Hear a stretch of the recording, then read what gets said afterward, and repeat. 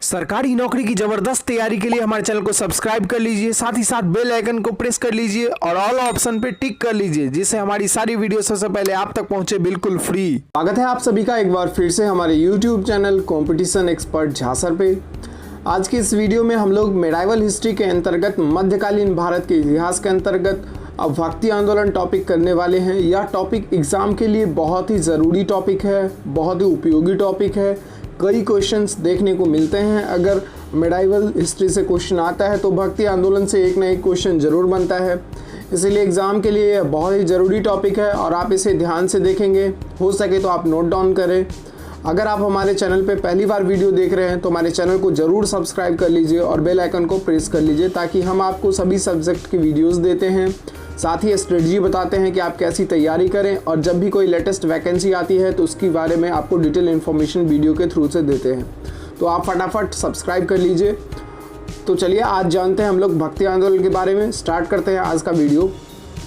सबसे पहला पॉइंट है कि भारत में भक्ति आंदोलन के प्रणेता थे शंकराचार्य। अगर आपसे यहाँ से क्वेश्चन बनता है कि भारत में भक्ति आंदोलन के जो प्रणेता थे अर्थात संस्थापक थे वो कौन थे, तो उनका नाम है शंकराचार्य। नेक्स्ट पॉइंट है कि मध्यकाल में हिंदुओं के सुधारवादी आंदोलन के रूप में भक्ति आंदोलन की शुरुआत दक्षिण भारत की तमिल क्षेत्र से हुई, जो शीघ्र ही कर्नाटक और महाराष्ट्र तक फैल गई। भक्ति आंदोलन की शुरुआत नेक्स्ट पॉइंट बनता है कि कहाँ से शुरू हुई, तो दक्षिण भारत के तमिल क्षेत्र से शुरू हुई, जो बहुत ही जल्द में कर्नाटक और महाराष्ट्र तक फैल गई। और यह दक्षिण भारत से शुरू हुई थी, क्योंकि मध्यकाल में जो है हिंदुओं की स्थिति काफ़ी खराब हो चुकी थी और इस वजह से सुधार करने के लिए यह सुधारवादी आंदोलन भक्ति आंदोलन के रूप में चला था। नेक्स्ट पॉइंट है कि दक्षिण भारत से भक्ति आंदोलन को उत्तर भारत में लाने और फैलाने का श्रेय रामानंद को जाता है। यह रामानंद जो थे वह कबीर के गुरु थे, जी हाँ, और इनका श्रेय जाता है। यही दक्षिण भारत से लेके दक्षिण भारत से भक्ति आंदोलन को लेके उत्तर भारत में लाए और फैलाए।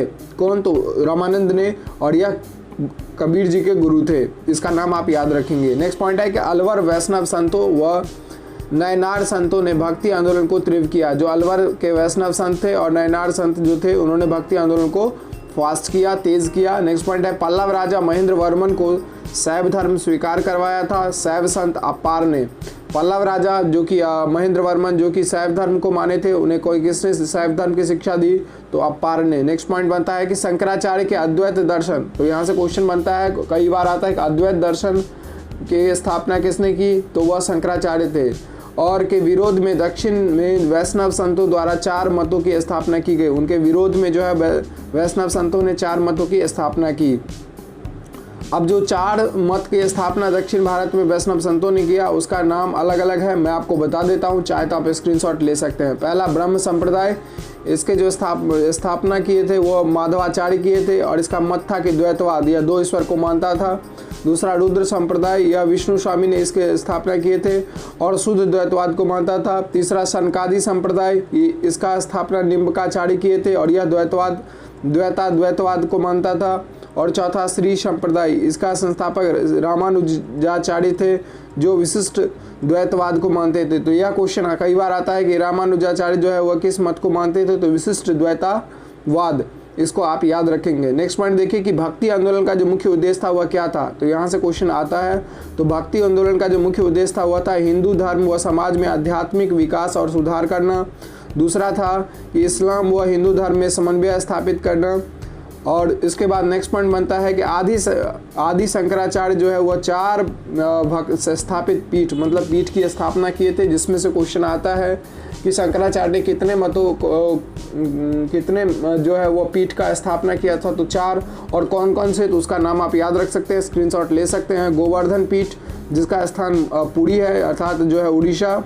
दूसरा है श्रृंगेरी पीठ जिसका मैसूर है कर्नाटक। तीसरा ज्योतिषी पीठ जो बद्रीनाथ उत्तराखंड में है। और चौथा शारदा पीठ जो द्वारिका गुजरात में है। यह चारों पीठ शंकराचार्य द्वारा स्थापित है, इसे आप जरूर याद रखेंगे, क्वेश्चन आता है यहाँ से। नेक्स्ट पॉइंट है कि भक्ति संतों की प्रवृत्ति शगुन भक्ति की थी। इन संतों ने राम कृष्ण शिव हरि आदि के उपासक के रूप में अपनी आध्यात्मिक व्याख्याएं प्रस्तुत की। नेक्स्ट पॉइंट बनता है कि भक्ति आंदोलन की 2 प्रमुख धाराएं थी। भक्ति आंदोलन की कितनी धाराएं थी, तो 2 प्रमुख धाराएं थी। कौन कौन सी, तो भक्ति आंदोलन के जो संतों को संत माना गया और इनके 2 समूह थे, और इसकी जो धाराएं थी वह थी सगुण और निर्गुण। भक्ति आंदोलन की 2 धाराएं जो मैंने आपको बताया वह सगुण और निर्गुण था। और सगुन के जो संत थे वह तुलसीदास थे, मीरा थे, सूरदास थे, चैतन्य थे, महाप्रभु थे, वल्लभाचार्य थे आदि। जबकि निर्गुण के थे कबीर और गुरु नानक और आदि।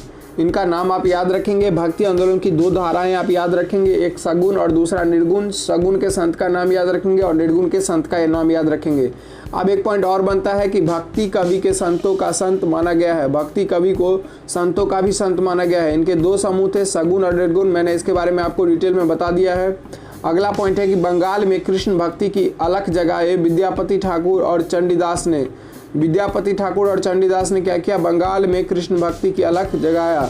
नेक्स्ट पॉइंट है कि भक्ति आंदोलन के कुछ प्रमुख संत के बारे में हम लोग जान लेते हैं, जिनके बारे में कहीं ना कहीं कभी ना कभी देखने को मिलता है क्वेश्चन। भक्ति आंदोलन के फैक्ट्स को आपने समझ लिया है। अब हम जानते हैं भक्ति आंदोलन के कुछ प्रमुख संतों के बारे में, जो बहुत ज़रूरी है।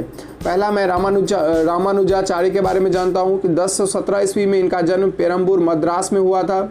इन्होंने वेदांत में प्रशिक्षण कांचीपुरम के यादव प्रकाश से प्राप्त किया था, जो इनके गुरु थे। ये श्री राम के उपासक थे। इन्हें भक्ति आंदोलन का प्रथम प्रचारक माना जाता है। यह पॉइंट एग्जाम के लिए अच्छा है।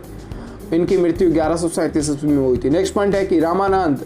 मैंने रामानंद के बारे में बताया है कि इन्होंने दक्षिण भारत से उत्तर भारत में भक्ति आंदोलन को लाया और फैलाया। तो इनके बारे में जानते हैं कि 1299 ईस्वी में इनका जन्म प्रयाग के एक कान्यकूब्ज ब्राह्मण परिवार में हुआ था। इन्होंने भक्ति आंदोलन को दक्षिण भारत से उत्तर भारत में फैलाया। इन्होंने सभी जाति के लोगों को अपना शिष्य बनाया।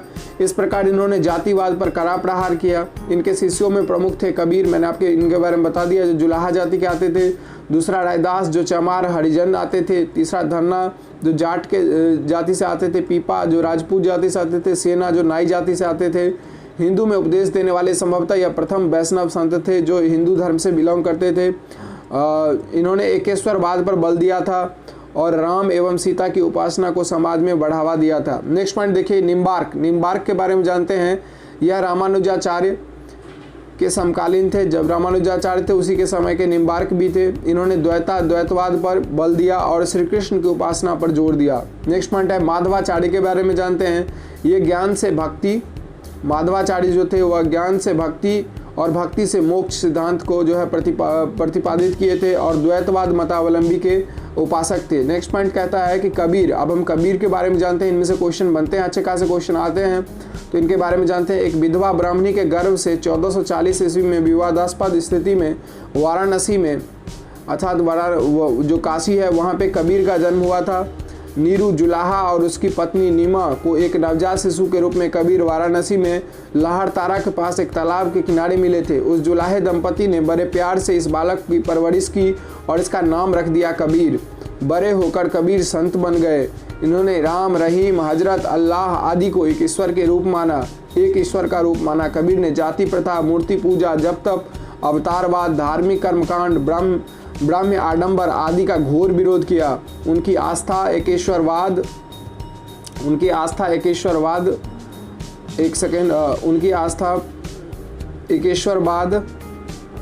दोहे, रेखताल आदि। यह आता है क्वेश्चन। कबीर के जो प्रमुख रचना है वो कौन कौन से हैं? साखी, सबद, रमैनी, दोहे, रेखताल आदि। इनकी मृत्यु जो है वह मगहर में 1510 ईस्वी में हुई थी और इनके गुरु का नाम रामानंद था। आप इसे याद रखें। नेक्स्ट पॉइंट आता है गुरु नानक के बारे में जानते हैं।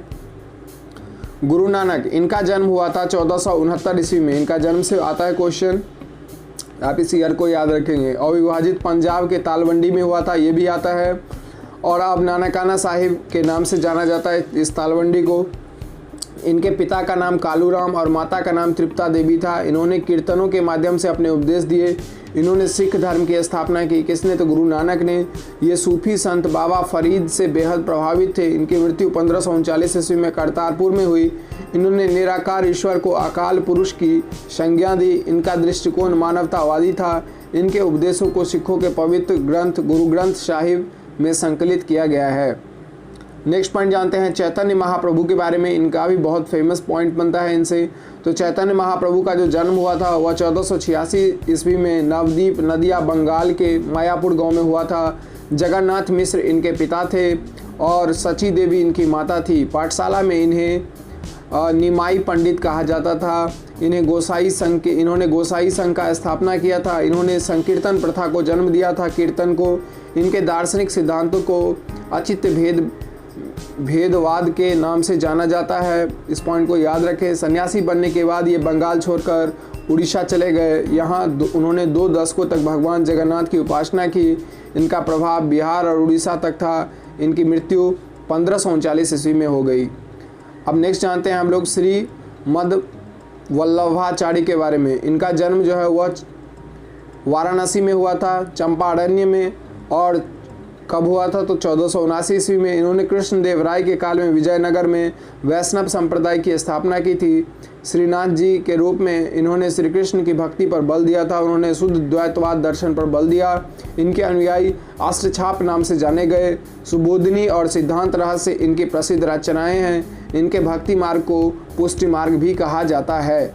अब नेक्स्ट हम लोग जानते हैं गोस्वामी तुलसीदास जी के बारे में। इसमें से क्वेश्चन आता है और ये अच्छा पॉइंट है, यहाँ से आप ले सकते हैं।